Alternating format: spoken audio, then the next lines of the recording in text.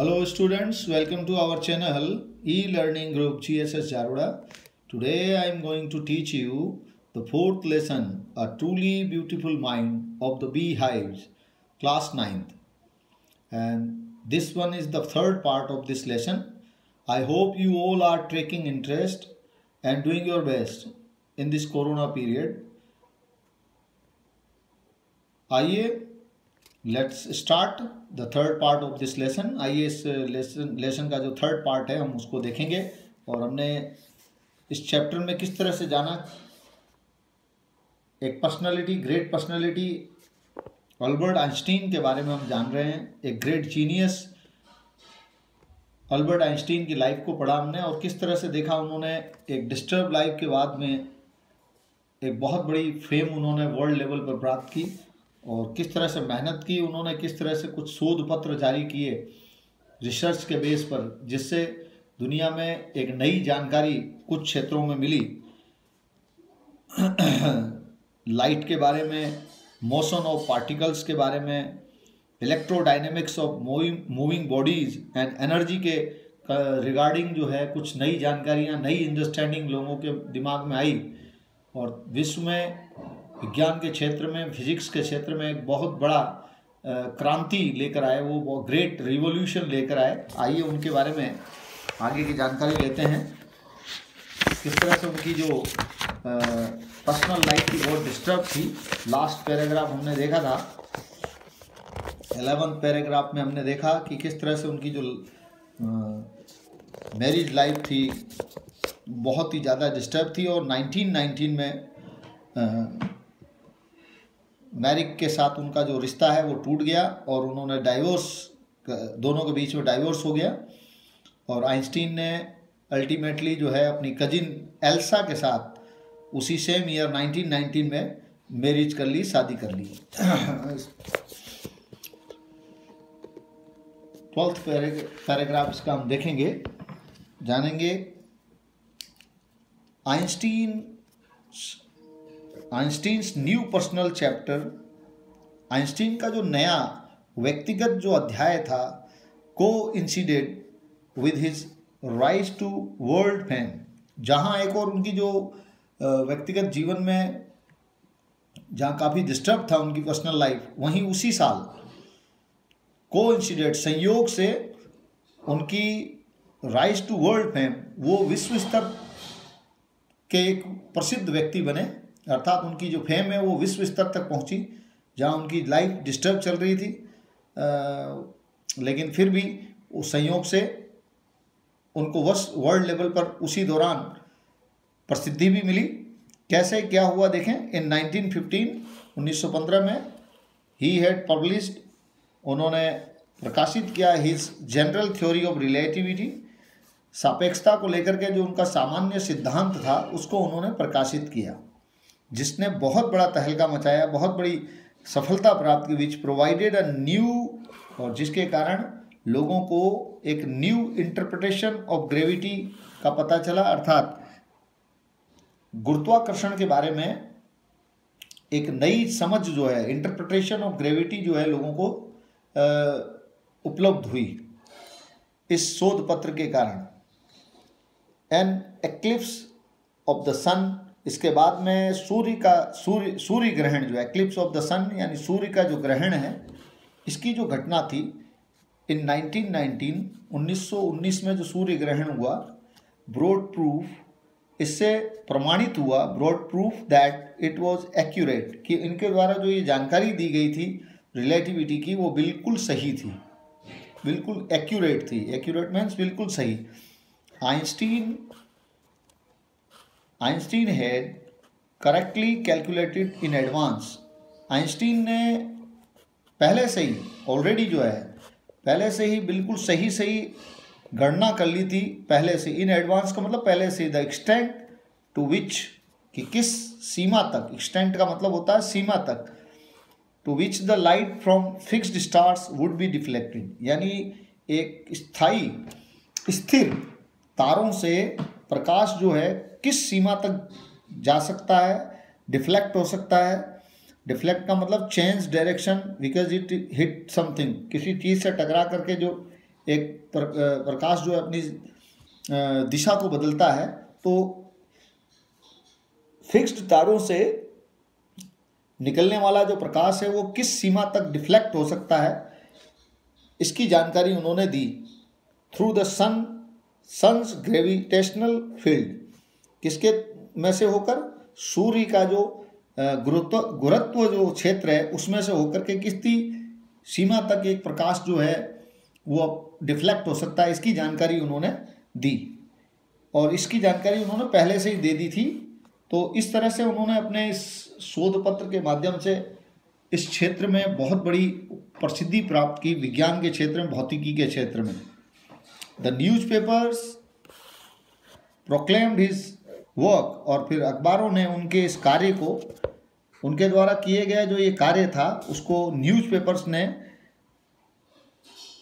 एक scientific revolution की उपाधि दी। अर्थात कहने का मतलब वैज्ञानिक क्रांति के रूप में उन्होंने इसके बारे में लिखा और इस काम को उन्होंने एक वैज्ञानिक क्रांति घोषित किया। प्रोक्लेम का मतलब घोषित करना।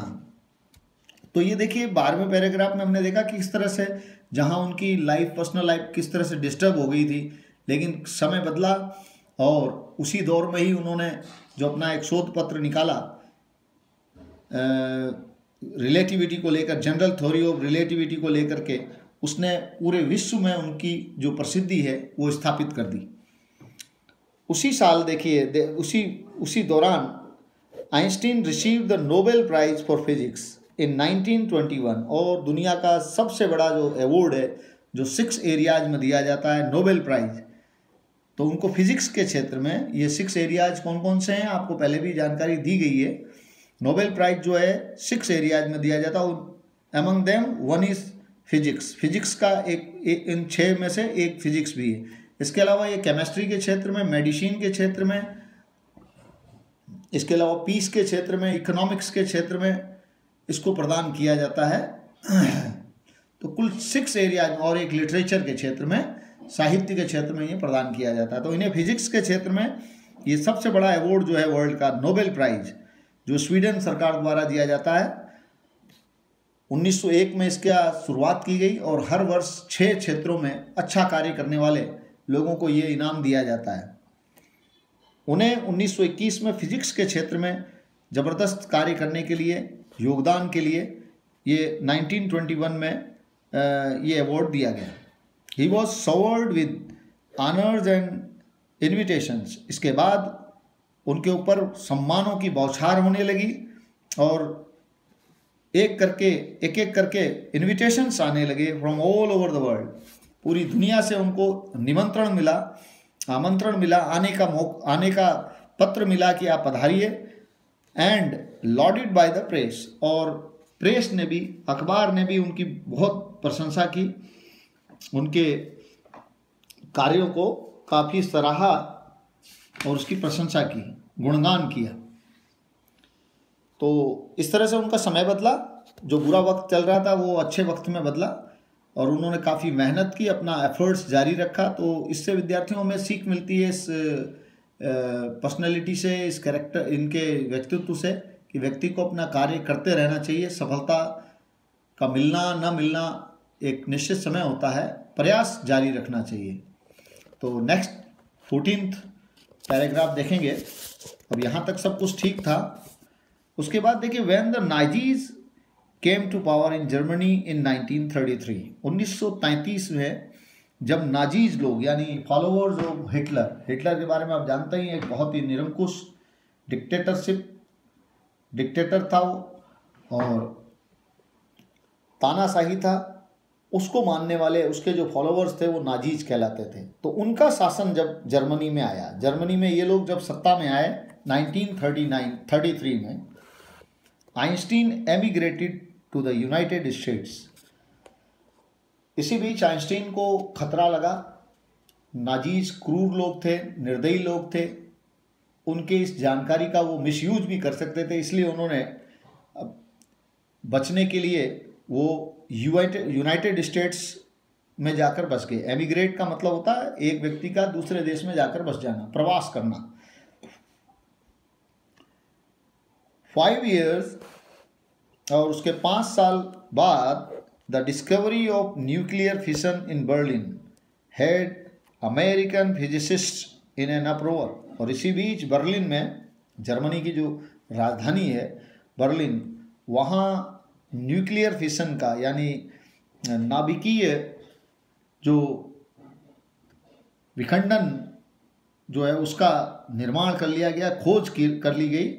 5 वर्ष बाद बर्लिन में नाभिकीय विखंडन की खोज ने अमेरिका के जो भौतिकवादी थे, फिजिसिस्ट थे, उनमें एक अप्रोर पैदा कर दिया, उनको काफ़ी परेशान कर दिया और विचलित कर दिया उनको। मैनी ऑफ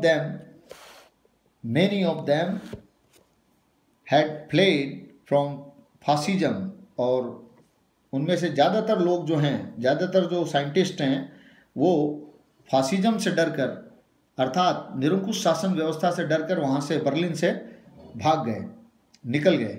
फ्ली माने होता है भागना, उसकी फर्स्ट फॉर्म है, ये सेकंड फॉर्म है, ये थर्ड फॉर्म है, थर्ड और सेकंड फॉर्म सेम है, फ्लैड।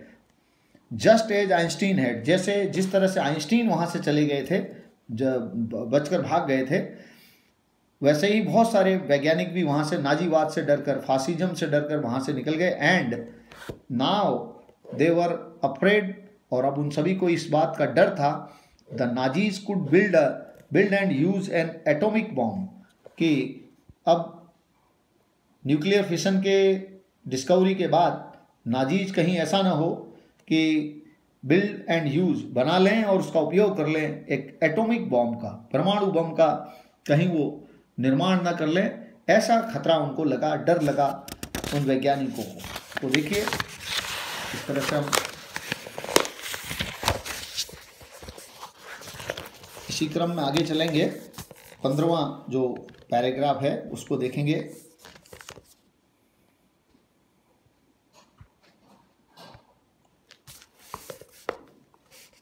तो किस तरह से वहाँ से बर्लिन में नाजियों का शासन आया, हिटलर का शासन आया, फॉलोअर्स ऑफ हिटलर पावर में आए, तो वहाँ के जो वैज्ञानिक हैं उनमें एक प्रकार का डर पैदा हुआ कि कहीं ये हमसे, हमारी जानकारियों का से मिसयूज न करवाएं, इसलिए वहाँ से ज़्यादातर जो साइंटिस्ट थे भाग गए।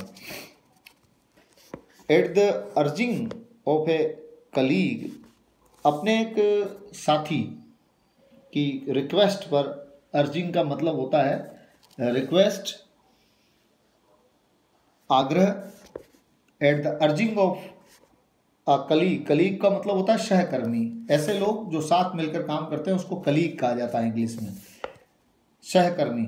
आइंस्टीन रोट अ लेटर, अपने एक सहकर्मी के आग्रह पर उन्होंने इस स्थिति से बचने के लिए, इस खतरे को भांपते हुए, इस डेंजर को रोकने के लिए उन्होंने, Einstein wrote a letter to the American president, America के जो प्रेसिडेंट थे फ्रैंकलिन डी रूजवेल्ट, उनको एक लेटर उन्होंने लिखा वार्न करते हुए। ऑन 2 अगस्त 1939, 2 अगस्त 1939 को ऑन का प्रयोग हुआ है। देखिए यहाँ पर ये डेट है, और डेट के पहले और डे के पहले, name of day and date के पहले ऑन का प्रयोग किया जाता है अगर दिया गया सेंटेंस परफेक्ट कंटिन्यूअस का नहीं हो। तो ये परफेक्ट कंटिन्यूअस का नहीं है और डेट आई भी है, इसलिए ऑन का प्रयोग किया गया है। तो अपने एक सहकर्मी, अपने एक कलीग के रिक्वेस्ट पर, अर्जिंग का मतलब रिक्वेस्ट पर, आइंस्टीन ने अमेरिका के प्रेसिडेंट जो थे तत्कालीन उस समय, फ्रैंकलिन डी रूजवेल्ट, उनको उन्होंने अगस्त 2, 1939 को एक लेटर लिखा, इन विच ही वार्न, और इस पत्र में उन्होंने चेतावनी दी। क्या चेतावनी दी? A single bomb of this type, बताया कि इस तरह का एकमात्र बॉम्ब यानी परमाणु बम, एक परमाणु बम जो है, एटम बॉम्ब जो है, एक्सप्लोडेड इन ए पोर्ट, अगर उसे बंदरगाह पर विस्फोट कर दिया जाए, might very well destroy the whole port together with some of the surrounding territory. ये खतरा उन्होंने बताया कि इस तरह का एक बॉम्ब जो है, यानी एटम बॉम्ब जो है, अगर एक पोर्ट पे उससे छोड़ दिया जाए तो ये बॉम्ब हो सकता है कि उस पूरे पोर्ट को नष्ट कर दे, और तो और साथ में आसपास के जो टेरिटरी है, उसकी आसपास का जो क्षेत्र है, टेरिटरी का मतलब एरिया, सराउंडिंग एरिया जो है उसको भी नष्ट कर सकता है। इतना खतरनाक है इसकी विभत्सता, इसके डेंजर को उन्होंने वार्न किया, डेंजर को बताया रूजवेल्ट साहब को। अब देखिए इसका क्या वर्ड फायदा हुआ, इस पर क्या इम्पैक्ट हुआ, क्या इफेक्ट हुआ ये जाने। His words did not fail to have an effect. हाँ, उनके द्वारा कहा गया जो ये लेटर भेजा गया जो लेटर था उसके शब्दों का प्रभाव हुआ, यानी इसका प्रभाव हुआ। Did not fail to have an effect, यानी इसका प्रभाव हुआ। लेकिन इसका प्रभाव जहाँ पॉजिटिव होना चाहिए, सावचेती के लिए होना चाहिए, बचाव के लिए होना चाहिए, वो ना होकर के प्रभाव जरूर हुआ और उल्टा हो गया। अमेरिकन्स खुद जो हैं अपने आप को सेव करने के लिए उन्होंने इस वार्निंग को जानने के बाद, वार्निंग को लेने के बाद, उस चेतावनी को सुनने के बाद द अमेरिकन्स डेवलप्ड अमेरिकन्स ने खुद ने एक एटॉमिक बॉम्ब बनाया इन ए सीक्रेट प्रोजेक्ट, एक गोपनीय योजना के तहत, ऑफ देयर ओन, अपनी खुद की। एंड और तो और सबसे खतरनाक बात, जिस चीज़ से हम बचना चाह रहे थे, आइंस्टीन दुनिया को बचाना चाह रहे थे, वही हो गया। एंड ड्रॉप्ड इट, और ये एटम बॉम्ब उन्होंने गिरा दिया on the Japanese cities of Hiroshima and Nagasaki in August 1945। पूरी दुनिया जानती है इस घटना को कि किस तरह से अमेरिकन्स ने जापान के साथ युद्ध में ये बहुत बड़ा, कहने का मतलब एक मानव जाति के लिए बहुत बुरा काम किया। उन्होंने मानव जाति को लगभग खतरे में ही डाल दिया था। जहां ये आइंस्टीन ने रूजवेल्ट को ये समझाने के लिए बताया था कि चेतावनी दे करके ऐसा रोका जाए, वहीं अमेरिकन्स ने इसका मिसयूज किया, अपने आप को बचाने के लिए इस एटम बॉम्ब का उन्होंने दुरुपयोग किया और जापान के शहर हिरोशिमा और नागासाकी पर अगस्त 1945 में इसे ड्रॉप कर दिया, गिरा दिया, और उससे बहुत भारी नुकसान हुआ। और इसके आज तक जो हैं बैड रिजल्ट्स आ रहे हैं, आपको पता ही है। देखें next 16th paragraph. Einstein was deeply सेकन by the extent of the destruction. और आइंस्टीन जो इस विनाश का जो बहुत ज़्यादा विस्तार हुआ, विनाश के इस बहुत बड़े विस्तार के साथ के कारण वो बहुत ही गहराई से सदमा लगा, उनको झटका लगा। डिस्ट्रक्शन मीन्स होता है विनाश, और कंस्ट्रक्शन माने निर्माण। This time he wrote a public massive.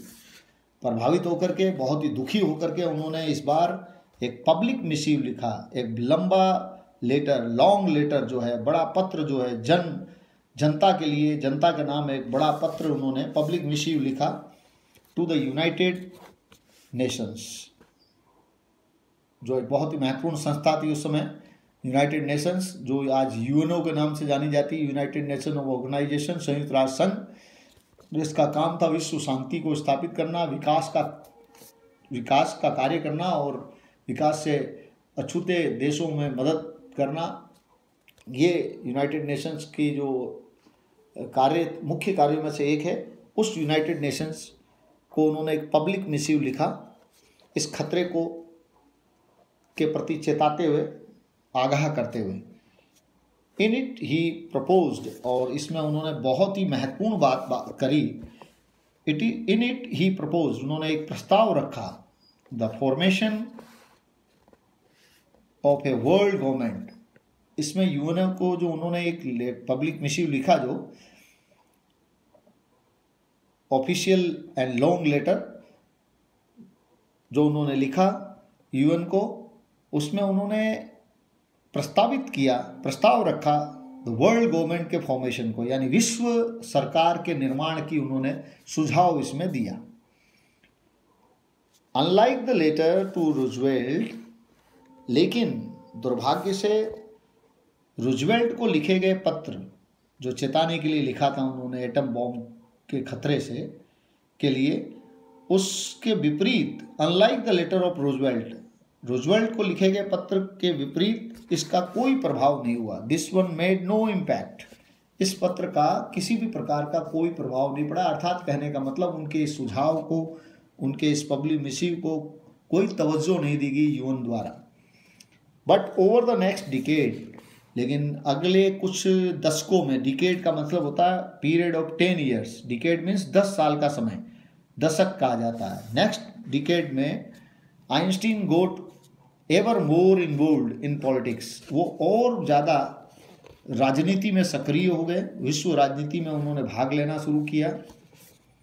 Agitating for an end to arms buildup, और उन्होंने क्रांति लाए वो for an end to the arms buildup, यानी कहने का मतलब हथियारों के निर्माण के खिलाफ, उस हथियारों के निर्माण को समाप्त करने की जो मुहिम थी उनकी, उसके लिए प्रदर्शन किया।